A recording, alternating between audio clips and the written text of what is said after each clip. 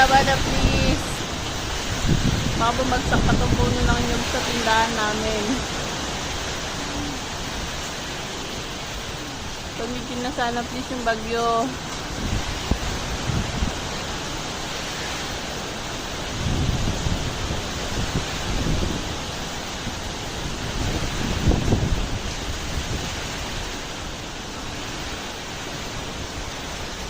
Galit na yung mga puno guys.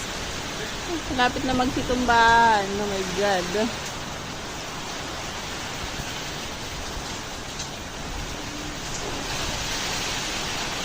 Yan na naman siya.